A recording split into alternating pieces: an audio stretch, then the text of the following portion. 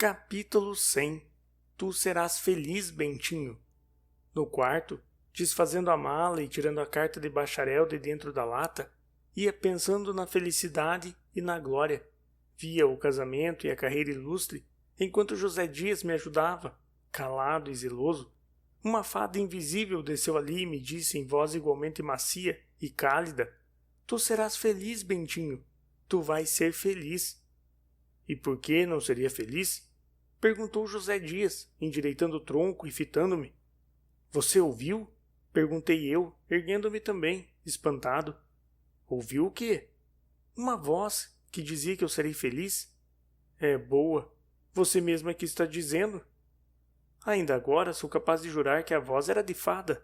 Naturalmente as fadas, expulsas dos contos e dos versos, meteram-se no coração da gente e falam de dentro para fora. Esta, por exemplo, muita vez a ouvi clara e distinta. Há de ser prima das feiticeiras da Escócia. Tu serás rei, Macbeth. Tu serás rei, Bentinho. Ao cabo, é a mesma predição, pela mesma toada universal e eterna. Quando voltei do meu espanto, ouvi o resto do discurso de José Dias. Há de ser feliz, como merece, assim como mereceu esse diploma que ali está, que não é favor de ninguém. A distinção que tirou em todas as matérias é prova disso. Já lhe contei que ouvi da boca dos lentes, em particular, os maiores elogios. Demais, a felicidade não é só a glória, é também outra coisa. Ah, você não confiou tudo ao velho José Dias? O pobre José Dias está aí para um canto, é caju chupado, não vale nada. Agora são os novos, os Escobares. Não lhe nego que é moço muito distinto e trabalhador, e marido de Truz, mas, enfim, velho também sabe amar. Mas que é? Que há de ser? Quem é que não sabe tudo? Aquela intimidade de vizinhos tinha de acabar nisto, que é verdadeiramente uma bênção do céu, porque ela é um anjo, é um anjíssimo. Perdoe a cincada, Bentinho. Foi o modo de acentuar a perfeição daquela moça. Cuidei o contrário outrora. Confundi os modos de criança com expressões de caráter, e não vi que essa menina travessa e já de joelhos pensativos era a flor caprichosa de um fruto sadio e doce. Por que é que não me contou também o que outros sabem, e cá em casa está mais que adivinhado e aprovado? Mamãe aprova deveras? Pois então, temos falado sobre isso, e ela fez-me o favor de pedir a minha opinião. Perguntei-lhe o que é que eu lhe disse em termos claros e positivos. Pergunte-lhe.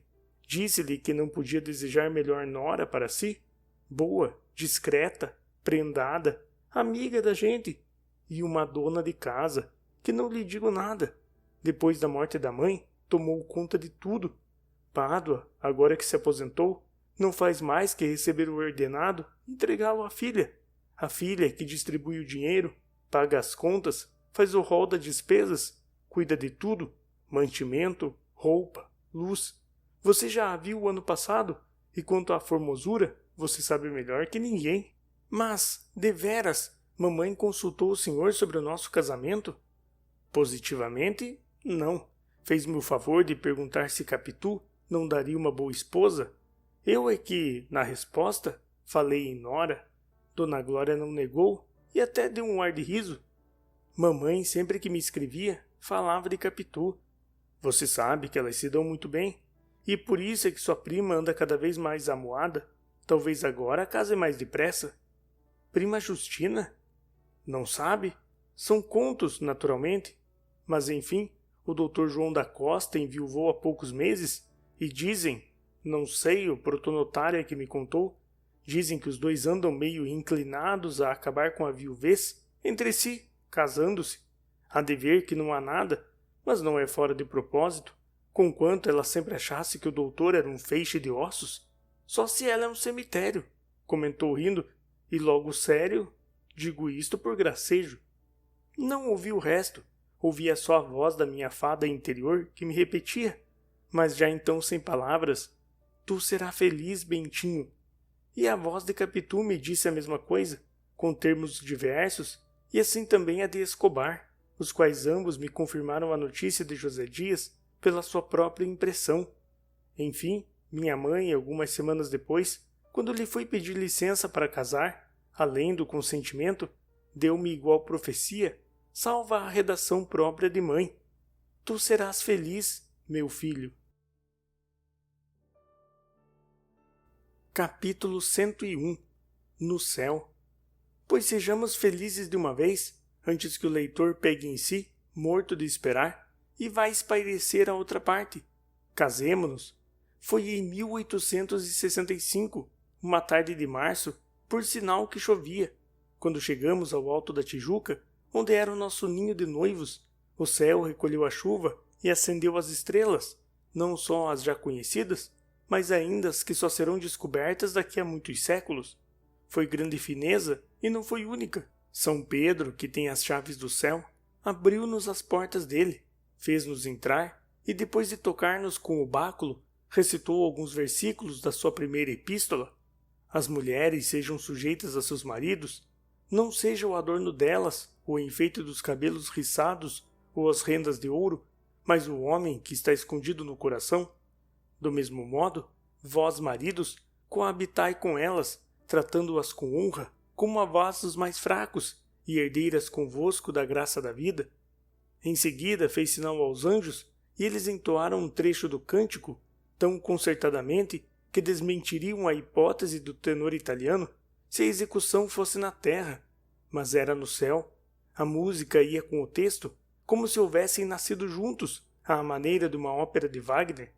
Depois, visitamos uma parte daquele lugar infinito. Descansa, que não farei descrição alguma, nem a língua humana possui formas idôneas para tanto. Ao cabo, pode ser que tudo fosse um sonho, nada mais natural a um ex-seminarista que ouvir por toda parte latim e escritura. É verdade que Capitu, que não sabia escritura nem latim, decorou algumas palavras, como estas, por exemplo. Sentei-me à sombra daquele que tanto havia desejado. Quanto às de São Pedro, disse-me no dia seguinte que estava por tudo, que eu era a única renda e o único enfeite que jamais poria em si, ao que eu repliquei que a minha esposa teria sempre as mais finas rendas deste mundo. Capítulo 102. De casada. Imagina um relógio que só tivesse pêndulo, sem mostrador, de maneira que não vissem as horas escritas. O pêndulo iria de um lado para o outro, mas nenhum sinal externo mostraria a marcha do tempo. Tal foi aquela semana da Tijuca. De quando em quando tornávamos ao passado e divertíamos-nos em relembrar as nossas tristezas e calamidades, mas isso mesmo era um modo de não sairmos de nós. Assim vivemos novamente a nossa longa espera de namorados, os anos da adolescência, a denúncia que está nos primeiros capítulos, e ríamos de José Dias, que conspirou a nossa desunião e acabou festejando o nosso consórcio. Uma ou outra vez falávamos em descer, mas as manhãs marcadas eram sempre de chuva ou de sol, e nós esperávamos um dia encoberto que teimava em não vir. Não obstante, achei que Capitu estava um tanto impaciente por descer. Concordava em ficar, mas ia falando do pai e de minha mãe, da falta de notícias nossas, disto e daquilo, a ponto que nos arrufamos um pouco.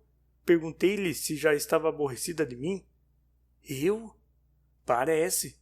Você há de ser sempre criança, disse ela, fechando-me a cara entre as mãos e chegando muito os olhos aos meus. Então eu esperei tantos anos para aborrecer-me em 7 dias? Não, Bentinho. Digo isto porque realmente é assim. Creio que eles podem estar desejosos de ver-nos e imaginar alguma doença. E confesso pela minha parte que queria ver papai. Pois vamos amanhã. Não, há de ser com o tempo encoberto, redarguiu rindo. Peguei-lhe no riso e na palavra, mas a impaciência continuou e descemos com o sol. A alegria com que pôs o seu chapéu de casada e o ar de casada com que me deu a mão para entrar e sair do carro e o braço para andar na rua, tudo me mostrou que a causa da impaciência de Capitu eram os sinais exteriores do novo estado. Não lhe bastava ser casada entre 4 paredes e algumas árvores. Precisava do resto do mundo também. E quando eu me vi embaixo, pisando as ruas com ela, parando, olhando, falando, sentia a mesma coisa. Inventava passeios para que me vissem, me confirmassem e me invejassem.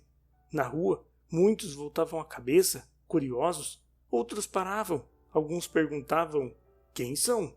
E um sabido explicava: este é o Dr. Santiago, que casou há dias com aquela moça, Dona Capitolina, depois de uma longa paixão de crianças.